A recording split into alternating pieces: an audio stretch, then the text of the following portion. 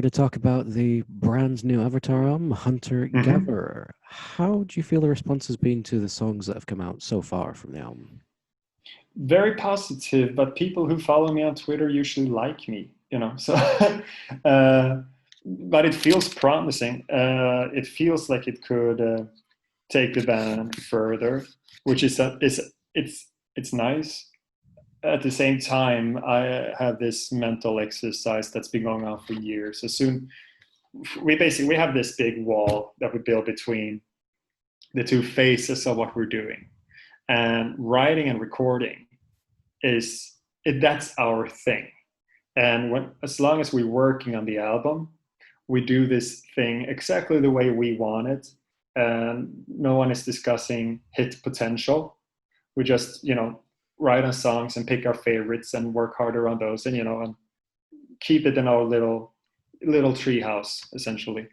uh, and once it's time to climb over that wall to the more public side of things, I always make sure to make some kind of peace with, oh, I love this album, but maybe the world thinks this is Chinese democracy. Uh, but then it's also, well, fair enough then, because there are 5 people on this planet that will have to live with this for the rest of their lives. Everyone else can do like they did with Chinese democracy, Mm. move on and pretend it didn't happen. So there's only 5 people who, at the grand scheme of things, really need to like it. Okay, so that's fine. This might end our career. Good, moving on. And then we jump over that wall, and then show business begins. The art of being an entertainer begins. The performing band Avatar, all that happens, um, and in that sense, then you want to take it as far as possible. Then you want to conquer the world with it, and you want to break your own records, and do all those things. Uh, and trying to look at it objectively, I see the potential of this album doing that job for us. I feel pretty good about it, Mm. which means nothing, because no one knows ever what's going to be successful and not. If we would, every band would be the biggest band in the world. Yeah. Oh, excellent. I just want to quickly touch on the album artwork. It's something I find particularly interesting. What was the decision to create it like that? Well, so if going on the title first, Hunter Gatherer, it's a description of humans to acknowledge that we are the same animal that we were back in the day when we actually lived as hunter gatherers. Mm. And we haven't changed at all, really, if you look biologically. However, we have changed our world around us to an unimaginable extent. And we keep changing it more and more rapid, where, first over millennia, then over centuries, and now over decades, and now from year to year.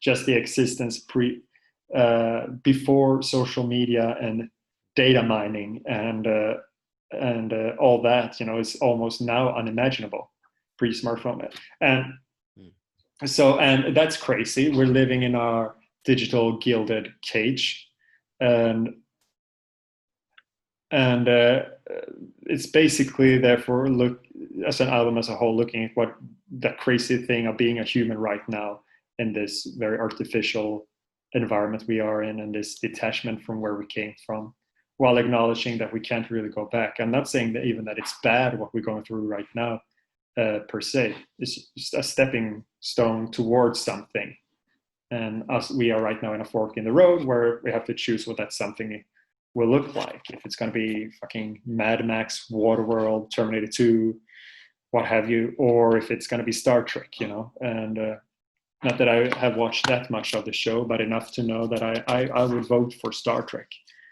Mm. So you have this weird ball of energy coming out of me in my scream on the album cover, basically and expressing a showing of a very powerful inner nature, which again relates to where we came from and what a human being potentially is, and also to the band name Avatar being a manifestation of a god. Mm. Again, meaning that extremely powerful hidden potential within us. Mm. Oh, excellent. So That ties in nicely to my next question, which is what was the main inspiration that hit you when you were writing? Was it a case of, like with some bands, they can just look out the window and like they're inspired by nature, or others, they take like a concept and then they work with that concept? Well, this time we consciously avoided the idea of following a concept. Mm. Because we had done that twice. Once as a challenge, two as a necessary tool because of what we wanted to achieve. Third time, it would have been a hindrance or become formulaic, you know. And so we took it song by song. The first inspiration for me when it comes to lyrics is usually what the music tells me that it is about, which is kind of abstract. But you know, as we are multiple songwriters, we have a wide selection of initial ideas, and from those it's about seeking out, this makes me feel that thing, and if I feel that thing, that makes me see a certain thing, and that happens. Yeah. But that is, of course, that doesn't come out of the songs in a vacuum. It's all related to other life experiences. One experience that turned out to have a huge influence on the album and lots of the ideas on it was this book, Sapiens by Yuval Noah Harari. The album title really came from there, and this whole idea of looking at our journey from those days when life was probably pretty decent on an individual level. Then we have done all these things, evolved as a society where it's been always of great success for us as a species. There are more of us than ever, but then it's questionable what it has done to us as individuals. And that being said, that now it seems to turn around on an individual level as well. If you look in general quality of life across the planet, except for that we are also making this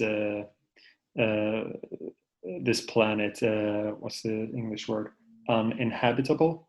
Is that a word? Yeah. You know, so we are ruining the climate, and sixth extinction is around the corner and all that.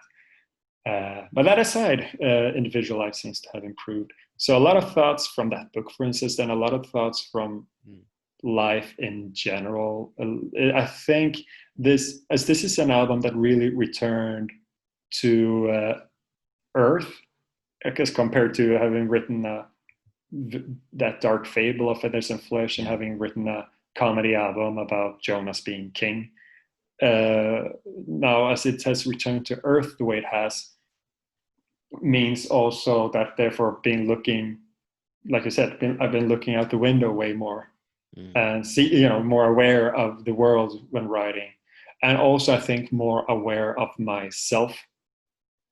Having doing Avatar Country was a 2-year break from using music writing as a therapy, and all the darkness that gathered in that time, throughout that time, now became particularly compact, it seems. Yeah. Oh, excellent. And I want to touch on a little thing that happened, I think it was last year, on the tour with Trivium and, what are they calling themselves now? Light the Torch. Mm-hmm. Light the Torch, yeah. Just want to briefly touch on that tour, because you ended up doing a bit of singing with Trivium, and also the internet personality Jared Dines was on there. So how was it like getting up on stage and performing with Trivium? It was a lot of fun. It was now most of the members in Avatar, me included, we're not the most social creatures. We very much do a lot of things in our own little universe that we create for ourselves. But that being said, I always get a kick out of, you can YouTube and find members from Guns N' Roses joining Rolling Stones on stage or whatever. You know, you can have you have that thing when people do things together. When Lemmy plays with the Ramones, and that's cool. That there's a magic to that. And Two Worlds Meeting is when, I don't know, Superman and Batman shake hands. But we haven't done a lot of those things. And this opportunity arose, they needed stand-ins for Matt. And for once in music history, someone had to go home and people had to find stand-ins for a good reason, for something nice. He was becoming a father. So the vibes around it were so positive, and they were really cool and welcoming. And so first show, really nervous. Then after that, it was really fun, and it felt like a party. It felt like karaoke night. Also, because musically, it's weird. I have spent so much time on stage and in the rehearsal rooms in the studio with the same guys. Yeah. So that makes me, I'm very, all those tiny microscopic details in how Henrik plays bass and John plays drums, that kind of shapes how I hear music and how I react to music was now completely different. I don't even know what to say about that.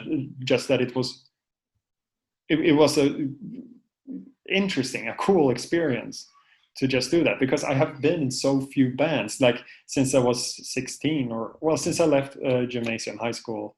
I haven't really spent much time playing music with anyone else except for some party jams with roommates and stuff like that. So I'm so ingrained in what Avatar is. So that was really cool for that reason. And it was, again, the audience were so up for it. Again, I think it helped, again, that Matt went home for something nice. No one was going to rehab. No one was sick. No one was injured. Our mates became a dad. So that's cool. Oh, excellent. Excellent. Now, human malware notwithstanding, I'm assuming that you guys had a couple of touring plans. I'm guessing have they been put on hold for now?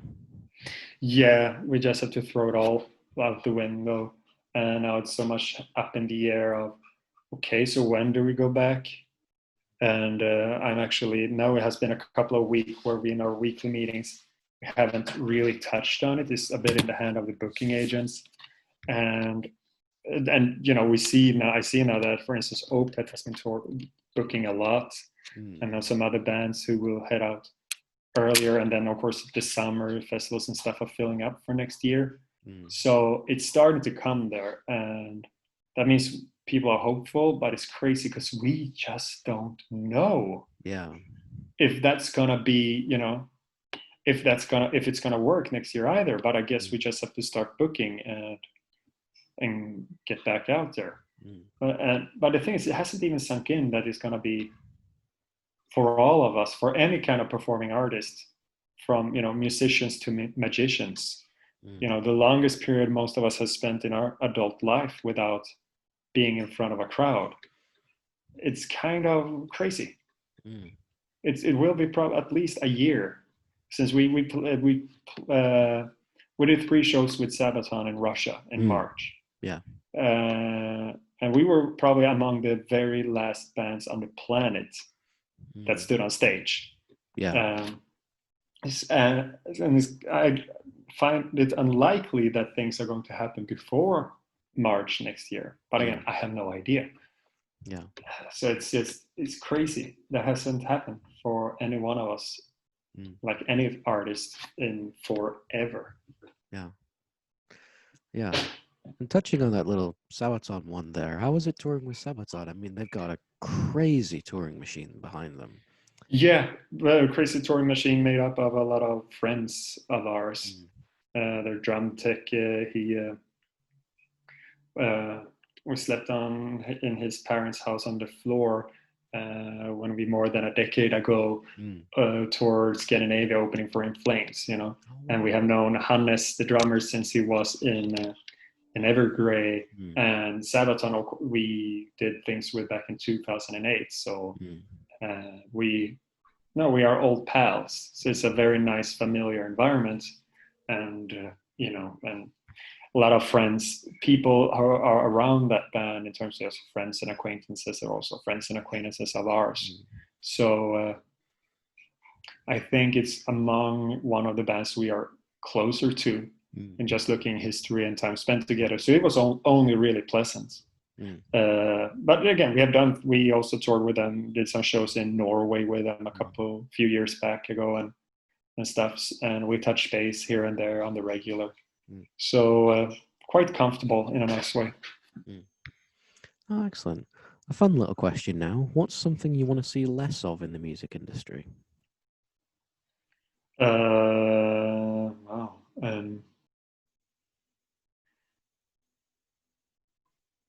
For me, it's very important. Like I mentioned, this wall that we build between our writing and recording phase, and then when we bring that out to the world, and how uh, again we have basically the way I would describe my what I aspire as a professional is to, yes, I want to be in a super successful rock and roll band on my conditions, you know, and doing it this for it to be worth it. All these, you know, traveling the world, going from town to town, sleeping on a bus and stuff. It's either the best thing in the world that I can't get enough of, or it's the worst thing in the world. And your reasons to be there, you know, it all has to align in a certain way for me to be able to value it. And when I feel that music seems to be done, you know, not as by artists expressing themselves, but as, you know, media horse, fame horse, trying to, you know, manipulate an audience, and that usually makes for worse music. I'm sure I've been manipulated many times and find many of these things also to be brilliant. So sometimes it works, I guess. But I just, you know, I'm partial to things that feels that they are doing it for reasons that I can relate to and respect. I don't know if that's even a good answer, but laziness, copycats, um, the importance of trends should be way less than it is. But it's also inevitable that that happens. Um, so there's things like that, you know. But the thing is that all those things I want to see less of, there are alternatives to that all the time. There is more brilliant music coming out than ever, and being more accessible than ever. Harder to find because there's simply higher quantities, but it's all there, right for the picking if you know where to look and how to find it. So in that way, it's all good.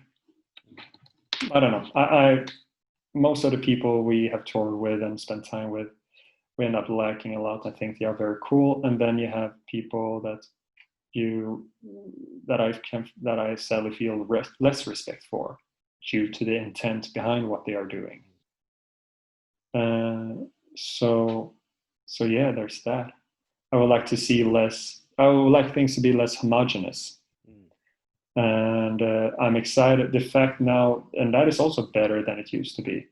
Suddenly, you know, we are enjoying. There's, you know, great successes that are really adding something to the conversation of what metal music can be. Nowadays, they come from Ukraine and are called Ginger, or they come from New Zealand and are called Alien Weaponry. They come from Mongolia and are called The Who. You know, so that has improved. And same thing with it's crazy. Just 20 years ago, where it still felt kind of revolutionary when Angela Gosov went on stage and kicked ass as a woman, and now it's only 20 years later. But now I feel like we really don't give a shit anymore in a good way, and so those kind of barriers are breaking down. And you know, yes, Sweden is full of great metal bands historically, and they still pop up here and there. But where you come from matters less and less, and I want it to matter even less. Yeah. Oh, excellent. Excellent. Now, I am conscious of the time, so a fun little question to end with. If you had to put together your own ice cream sundae, what flavors of ice cream would you pick and what toppings would you pick? Um, uh, as a okay, I like lemon. I like strawberry. I like sorbet. I'm vegan, so something strawberry, lemon, day, and then I'm kind of happy there already. Oh, excellent. Excellent. Well, it has been a real pleasure to talk with you today. Likewise, thank you.